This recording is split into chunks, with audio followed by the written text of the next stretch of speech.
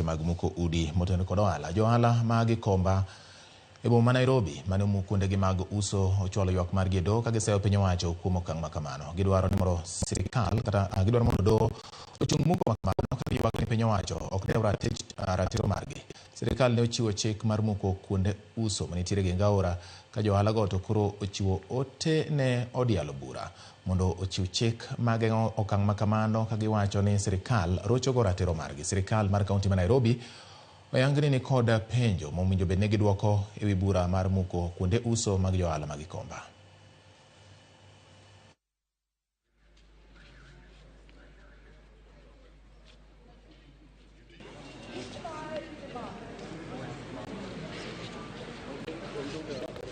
Serikali walisema kuwa watalinda, watachunga watu wa biashara ya chini, na sasa hivi tunaona wanatugandamiza.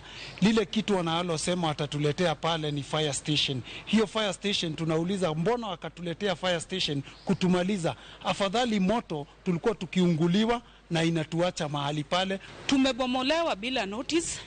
Unastukia tingatinga ndio hiyo imeingia, inavunja mavibanda, mali zetu zinakanyagwa, tuko na mkopo.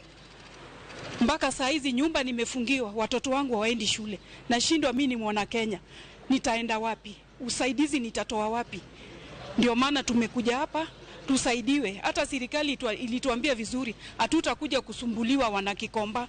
They have been paying taxes and rates to the county government, the local authority then, now the county government of Nairobi. They have genuine licenses. They have been trading here. Every political regime that has come has acknowledged that they have a right to be there. Save that this time, there are individuals in government who want that land, to take possession of that land, to do the same business that these people